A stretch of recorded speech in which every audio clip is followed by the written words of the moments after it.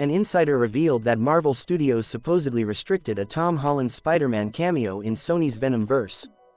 The MCU brain trust has been incredibly calculated in crafting their super-powered universe, and no hero has required more finagling from these higher-ups than Tom Holland's Spider-Man. Seeing as Spidey's big screen rights are still owned by Sony Pictures, and that studio continues to pump out entries into its own Sony Spider-Man universe, SSMU, Marvel Studios has had to walk the tightrope of playing nice with the webhead's rights holders and using the character in their own story. Up to this point, Holland's wall crawler has yet to properly appear in an SSMU film, aside from some recycled footage in Venom, Let There Be Carnage, and, apparently, that is for no lack of trying on Sony's part, with Venom's Tom Hardy saying he would do anything to make a crossover happen. But Marvel Studios has seemingly dug its heels in, going as far as to nix any potential cameo for the hero up to this point. Marvel Studios shut down a Tom Holland SSMU cameo. According to a report from Heavy Spoilers on YouTube, Marvel Studios restricted Sony Pictures from using Tom Holland's Spider-Man as a cameo in 2018's Venom. They report that Tom Holland was meant to feature in Venom, but Marvel Studios pulled the plug on it and said, "No way."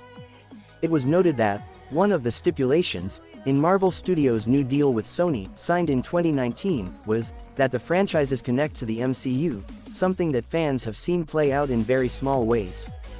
This allowed Kevin Feige to basically yank the Venom symbiote and put it in the MCU, something that was featured in Spider-Man: No Way Home's post-credit stinger. Leaving a Spidey-sized hole in Venom. One of the biggest questions fans had going into 2018's Venom was, does this actually connect to Tom Holland's Spider-Man in any way?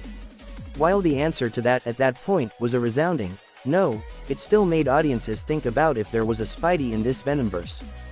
And it is fascinating to know that Holland's web slinger was almost that Spidey.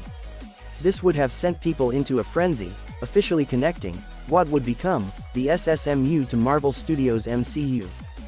But this all seems like a case of Kevin Feige and company just simply not feeling ready for their take on Spider-Man to make the jump elsewhere.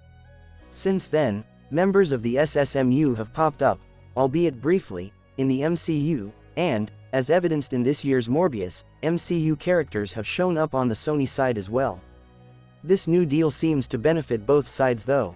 Sony Pictures seems amped to include anything even tangentially related to the MCU in their films, and Marvel Studios gets to continue to play around with Spidey, and now, the Venom symbiote, something that will almost surely come into play in Spider-Man 4.